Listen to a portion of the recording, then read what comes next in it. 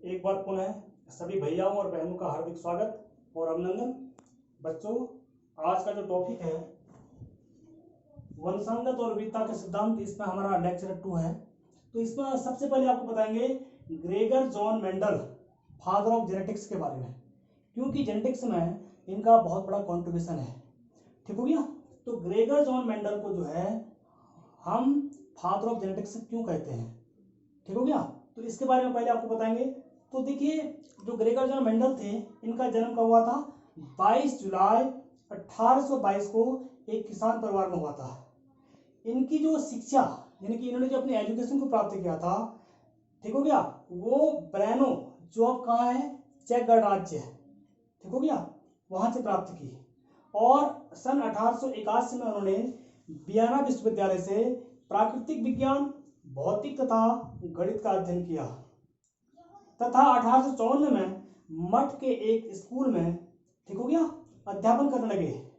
इन्होंने अपने बगीचे में जो है मटर, इसको बोलते हैं पी प्लांट, इसका बॉटनिकल नेम होता है पायसम सटाइवम, ठीक हो गया।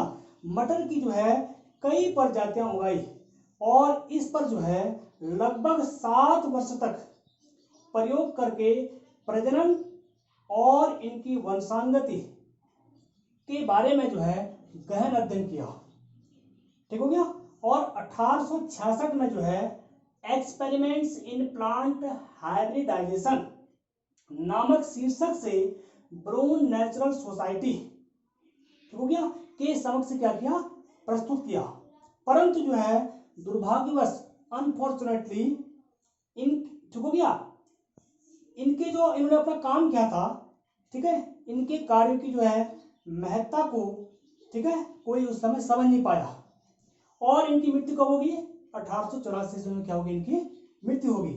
और इनके मृत्यु के 100 वर्ष बाद, यानी कि ठीक 1900 ईस्वी में, ठीक हो गया, 3 विभिन्न देशों के वैज्ञानिक, जिसमें हॉलैंड के डीब्रीज, जर्मनी के कार्ल मास और ऑस्ट्रिया के शेरमांक, ठीक हो गया, ये 3 वैज्ञानिक कहाँ के थे? आपके हॉलैंड के डीब्रीज, जर्मनी के कार्ल कोरेंस और ऑस्ट्रिया के शेरमैंक ने जो है इनके प्रयोगों की क्या की, दोबारा स्वतंत्रतापूर्वक जो है दोबारा इनके प्रयोगों की दोबारा जांच की और इनको सही पाया गया, ठीक हो गया। और दोबारा जांच करने के बाद जब इनके प्रयोगों की जो है सही पाया गया तो इन्हें जो है फादर ऑफ जेनेटिक्स कहा गया, ठीक हो गया। और इन वैज्ञानिकों ने मेंडेल के नाम पर मेंडल के आनुवंशिकता के नियम, ठीक हो गया, के नाम से जो है प्रकाशित किया और संक्षेप में इसको जो है मेंडलवाद के नाम से भी जाना जाता है। ये टॉपिक नंबर आपका पहला पूरा हो गया, ठीक हो गया। अब आता है दूसरा topic, why did Mendel select P plant for his experiments. Mendel ने अपने प्रयोग के लिए मटर के पौधे का ही चुनाव क्यों किया? क्योंकि जो मटर का पौधा होता है वह द्विलिंगी उड़ वाला होता है और मटर के पौधों में अनेक लक्षण पाए जाते हैं जिनकी तुलना आसानी से की जा सकती है। मटर के पौधों में सामान्यतः स्वपरागण होता है। मटर के पौधों में आसानी से जो है संकरण की क्रिया कराई जा सकती है। मटर के पौधे 1 वर्षीय या एनुअल होते हैं, ठीक हो गया, जिसमें प्रयोगों के परिणाम के लिए जो है अधिक प्रतीक्षा नहीं करनी पड़ती है। इसलिए मेंडेल ने अपने प्रयोगों के लिए जो उनके नियम थे, law of dominance, law of segregation, law of independent assortment, इसके लिए जो है उन्होंने मटर के पौधे का ही चुनाव किया। और तीसरा टॉपिक इसमें आपका आता है मटर के पौधों के 7 जोड़ी विपियांशी लक्षण, contrasting traits noted bye Mendel in 7 character of garden pea. अब ये 7 लक्षण क्या, देखो मैंने डायग्राम बना रखा है सातों का। देखो, पहला है तने की लंबाई, यानी कि उन्होंने जो मटर का पौधा चुना उसमें एक तना क्या था, लंबा, और एक क्या था आपका बौना। देखो ये मटर का एक लंबा तना है और एक बौना है। अब देखो इसमें एक डोमिनेंट ट्रेट है और एक रिसेसिव ट्रेट है। अब पहले आपको बता देता हूं कि डोमिनेंट ट्रेट क्या होता है और रिसेसिव ट्रेट क्या होता है, ठीक है। जब तुलनात्मक लक्षण वाले या जब परस्पर विरोधी लक्षण वाले मटर के, ठीक हो गया, दो पौधों के बीच एक संकर क्रॉस कराया जाता है तो उसमें से क्या होता है, एक लक्षण अपने लक्षणों को दिखाता है और एक पौधों के लक्षण क्या होते हैं, दब जाते हैं। जो अपने लक्षणों को प्रकट करता है उसे बोलते हैं डोमिनेंट ट्रेट, प्रभावी लक्षण, और जो अपने लक्षणों को दबा देता है उसको क्या बोलते हैं, रिसेसिव ट्रेट्स, अप्रभावी लक्षण। तो इसमें देखो ये जो तने की लंबाई है इसमें लंबापन क्या है, प्रभावी, और बोनापन क्या है, अप्रभावी। ठीक हो गया, यानी कि लंबापन क्या है, डोमिनेंट ट्रेट, और बोनापन क्या है, रिसेसिव ट्रेट्स। दूसरा है पुष्पों की स्थिति। अब देखो दूसरा डायग्राम आप देख रहे हैं, पुष्पों की स्थिति क्या है, अक्षीय और एक आपके अग्रस्त। एक को हम बोलते हैं एक्सिलरी और एक को बोलते हैं टर्मिनल, या इसको बोलते हैं एपिकल। अब एक्सिलरी क्या होता है, axillary buds occurs at the leaf node, यानी कि अक्षीय जो कलिकाएं होती हैं वह कहाँ होती हैं, लीफ नोड में होती हैं, और टर्मिनल या एपिकल जो नोड्स होती हैं are occur in the end of apex of stem. ठीक हो गया, तो ये कैसी पुष्प की स्थिति कैसी है, अक्षीय और दूसरी आपकी अग्रस्त। तीसरा इसमें आपका था पुष्पों का रंग।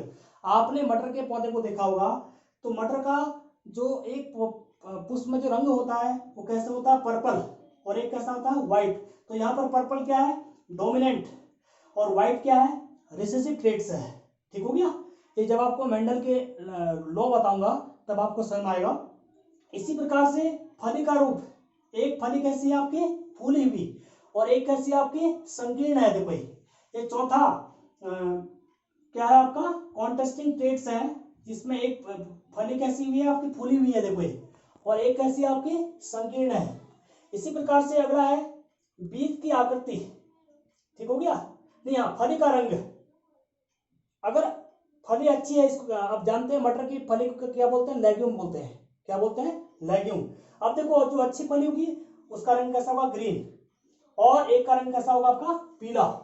अगला है बीज की आकृति, शेप ऑफ सीड, यानी कि मटर का जो अच्छा बीज होता है वो कैसा होता है, गोल, गोल बीज क्या होता है, प्रभावी, और एक बीज कैसा होता है, झुर्रीदार, ये कैसा होता है आपका, अप्रभावी। यानी कि एक बीज कैसा आपका पूरा राउंड शेप में है और एक कैसा आपका व्रिंकल्ड शेप में है। और सातवां इसका जो कॉन्ट्रास्टिंग ट्रेट्स है यह है बीजों का रंग। अगर मटर के अच्छे वैरायटी के बीज हैं तो उसका अच्छे बीज का रंग कैसा होता है, पीला। तो पीला रंग क्या है, डोमिनेंट ट्रेट। और जो बीज कमजोर होता है उसका रंग कैसा होता है, हरा। हरा कैसा है, अप्रभावी ट्रेट्स है, रिसेसिव ट्रेट्स है। तो मेंडल ने अपने प्रयोगों के लिए जो है मटर के पौधों में जो है इन 7 सेटों को चुना। जिसमें पहला सेट क्या था, तने की लंबाई, एक लंबा तना और एक दूसरा बौना तना। दूसरा पुष्प की स्थिति, एक की अक्षीय और एक की अग्रस्त। तीसरा क्या था, पुष्प का रंग, एक का बैंगनी और एक का सफेद। फली का रूप, एक फूली हुई और एक संकीर्ण। फली का रंग, एक का रंग हरा था एक का रंग पीला था। और जो बीज की आकृति थी, शेप था, एक बिल्कुल राउंड शेप में था और एक व्रिंकल्ड शेप में था। और बीजों का रंग, अच्छे बीज का रंग क्या होता है, पीला, और एक का रंग क्या था, हरा। यानी कि लेफ्ट साइड में आप जो देख रहे हैं ये सब क्या है, डोमिनेंट कैरेक्टर है, डोमिनेंट ट्रेट्स हैं, और राइट साइड में ये सब क्या है, रिसेसिव ट्रेट्स हैं। ठीक है, तो क्या होता है डोमिनेंट ट्रेट्स, जब तुलनात्मक लक्षण वाले मटर के पौधों में, ठीक है, एक संकर क्रॉस कराया जाता है तो इसमें से क्या होता है, एक लक्षण प्रभावी होता है और एक लक्षण क्या होता है, अप्रभावी होता है। यानी कि जो लक्षण दिखता है उसको क्या बोलते हैं, डोमिनेंट ट्रेट्स, और जो लक्षण अपने आप छूट जाता है उसको बोलते हैं रिसेसिव ट्रेट्स। ठीक हो गया, तो आज आपको मैंने जो है 3 टॉपिक पढ़ाए। Number 1 Gregor John Mendel, father of genetics. दूसरा, मेंडल ने अपने प्रयोग के लिए पी प्लांट का सिलेक्शन क्यों किया उसका रीजन बताया मैंने। और तीसरा, मटर के पौधों के 7 जोड़ी विज्ञानशील लक्षण, जिन लक्षणों को मेंडल ने अपने प्रयोगों में, ठीक हो गया, प्रयुक्त किया था। ठीक हो गया, तो आज के लिए इतना काफी है। एक बार पुनः सभी लोगों का बहुत बहुत धन्यवाद।